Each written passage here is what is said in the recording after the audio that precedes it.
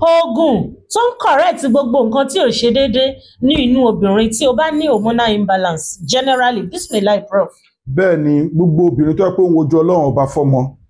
tó dẹ̀ jẹ́ pé ó wò pé ó ti ṣẹ̀kẹ̀ ara ẹ̀ wọ́n ní kò sí nǹkan tó happen nǹkan happen sísítẹ̀mù ẹ̀ àwọn òmù ẹ̀ ara wọn ò balẹ̀ ẹ̀jẹ̀ ẹ̀ ń gbóná ikùn ẹ̀ ń gbóná àwọn symptoms kéékèèké kan wà tá a máa rí ṣùgbọ́n medically ò ní rí so kò wà calm tí obìnrin ò bá dẹ̀ ti wà calm kò lè conceive ibi tí mo ń lọ nìyẹn wàá bá mi gẹ́ẹ̀tì ẹja aborí kò sí nǹkan tó ń jẹ́ pé ò kí ń jẹja wàá gẹ́ẹ̀tì ẹja aborí catfish ẹja tọ́lọ̀ tó ní fertility lára jù láyé òun ni catfish bẹ́ẹ̀ ni mo sọ fún ẹ so ó dẹ̀ tún ní code nínú ìrìn àjò spiritual ibẹ̀ yẹn kọ́ la ń lọ gẹ́ẹ̀tì catfish odidi kan báyìí fi teleport wàá bá mi lọ ewé kan tí wọ́n ń pè ní ewé rẹ́rìn kò mi imí esu wàá bá mi lọ pẹ̀lú tewétegbò igi àkókò àti ìyèrè wàá wá fa sí lórí wàá wá bá mi da irú wòrò lé lórí farabalẹ̀ kó gbọ́ fídíò ìdélẹ̀ síwájú kó tó ṣiṣẹ́ àbí tó bá ṣiṣẹ́ ìtàn ìkọ́dún balagbada visa account àwọn aláìní charity account 2044237680 2044237680 First Bank of Nigeria Global Dahiratu Dhikrlahi Islamic Organization iṣẹ́ tá ń kọ́ yín lọ yìí àwọn bàbá máa ń pè ní àṣerò ó ní agbára púpọ̀ jù obìnrin tó pé gbogbo nǹkan ti sẹ́ẹ̀tì fún kò wá conceive so wọ́n wá ráwọn nǹkan kéékèèké nǹkan báyìí nǹkan tó dẹ̀ ń ṣe ni pé system ẹ̀ wà calmed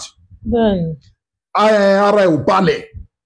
òun kì í pé ara ẹ̀ ò balẹ̀ pé ó ń ṣe wọ́nrọ̀wọ́nrọ̀ ò but kò wà calmed nǹkan tí mo sọ á ti yé yín so oyún ò lè dúró so ó wà effective gidi so ẹni tó hormonal imbalance ń dà láàmú náà ó lè lò tó bá ti bá mi gẹ́ẹ̀tì ẹja borí yẹn tó ti lọ ewé rẹ́rìn kò mí àti tewétegbò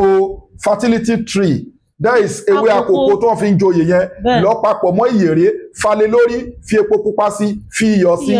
iyọ̀ díẹ̀ sí wá bá mi da irú wòrò sí má lọ irú yẹn fún torí àwọn tó yẹ pé wọ́n mọ̀ lóyún ṣùgbọ́n wọ́n mọ̀ ní miscarriage wàá da irú wòrò yẹn sí wàá wá sí jẹ ọbẹ̀ yìí lọ́jọ́ tó bá rí period ẹ that is number one ọjọ́ tó bá parí period ẹ ọjọ́ kẹta tó parí period ẹ jẹ ọbẹ̀ yìí wà tọkọ ẹ kẹ́ á mọ̀ ṣeré ìfẹ́ lójoojúmọ́ or every other day bí ìsìnì láì tààlà wàá fi inú ṣoyún wàá fẹ́ ìgbọ́mọpọ̀ àmọ́ àwọn nǹkan bá ka àwọn nǹkan kan wà tó tún máa ń so mọ́ spiritually tí yóò jẹ́ kóbìnrin conceive tó bá ti dé level yẹn wàá contact Sheikh Afagba International Limited à ń pè kíní kan ní full package full package yẹn gbogbo nǹkan ló ti wà nú ẹ̀ gbogbo nǹkan tí yóò jẹ́ kóbìnrin conceive pátápátá unlock ẹ̀ ti wà ń bẹ̀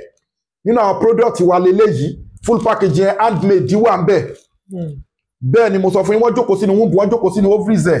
wọ́n jẹ́ kó róyún ní oyún bàjẹ́ mọ́ lára ó ní fibroid PCOS ovarian cyst pelvic inflammatory disease infection hormonal imbalance ó ti yẹ yín nísìn sperm leakage ẹ̀dà gbogbo àwọn nǹkan bẹ́ẹ̀ yẹn ó ń dà láàmú wọ́n wá ní pé dókítà wọn ti wò ó wọ́n ṣe ń pàkan nìkan rú tó bá tó treat eléyìí wọ́n á tún nìkan ṣe kíníkan wá lọ fún full package business light aláwọ̀ àfinú ṣoyún wàá fẹ́ ìgbọ́mọpọ̀ àwọn èèyàn ń lo product wa all over the world wọ́n dẹ̀ ń kan sára sọ́lọ́hún torí pé kì í ṣàwà ọlọ́run ọba ni so àdúrà wa gba ẹ WhatsApp wa lórí +234-810-1425 kéèsì ọlọ́mọ bíbí yìí àwọn èèyàn wa kan ló béèrè pé a ti slow lórí ẹ̀ pé ó ti tójọ́ mẹ́ta so wọ́n tún ní ká ya síbẹ̀ lọ́wọ́ yìí a fẹ́ máa ṣe báwọn obìnrin kan tí ò ń jẹ́ kí wọ́n conceive a máa fi ṣe give away ẹ̀ irú ìta mú wà yín sìn tọ́pìkì ẹ̀ la máa wà títí fún bí ọ̀sẹ̀ méjì ẹ̀rì tá máa fún yín lóríṣiríṣi obìnrin lè wà òkè tára ò bá ti balẹ̀ kò ní conceive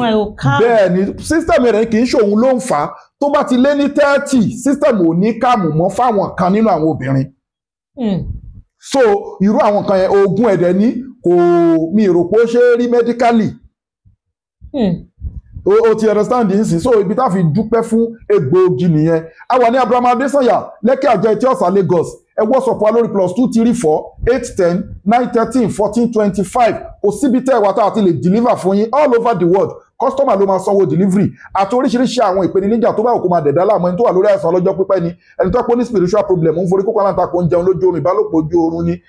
wọ́n ta lọ́fà wọ́n ṣe kíní kan ni àbẹ́ni tó pọ̀ wà lórí àwọn àìsàn bíi cancer diabetics asthma ó ti lo oògùn sí kò lọ́wọ́ ayé ló lẹ́sẹ̀ ayé náà àbọ́kùnrin tó pé kò lè perform dáadáa lórí nǹkan ọlọ́mọkùnrin ẹ̀ weak erection premature ejaculation àti bẹ́ẹ̀ bẹ́ẹ̀ lọ any kind of spiritual and natural problem contact Sheikh Afagba bisni light ala right way lẹ́wà tíríkà òdúdú lẹ́wà ọmọ yóò tí ilé wa rọ̀ fún ilé wa ní sí gravity fún yín láti. oògùn yẹn ni wípé sọ arúgbó di omidan ṣe mọ̀ wípé nígbà míì wọ́n á máa sọ wípé wá ọmọ ẹlẹ́jẹ̀ tútù wá ọmọ ẹlẹ́jẹ̀ tútù and in a medical term tá a bá sọ wípé ẹ̀jẹ̀ ń gbóná kò sí nínú medical term you understand but nǹkan tá à ń try láti ṣàpèjúwe fún obìnrin tó nídìí nǹkan yìí ni wípé sọ omidan sọ àgbàlagbà di omidan ṣe understand the system tó ń pe nǹkan wá tó ń jẹ́ kí èèyàn wà fertile kéèyàn renew ẹ̀ kó rebuild kó ṣe òní ọbẹ̀ yẹn ń ṣiṣẹ́ fún ẹ má fojú di ẹ try ẹ̀ ó máa dùn fún yín inshallah rahman masala ẹ contact wa fún full package tí kèsì bá gbẹnu.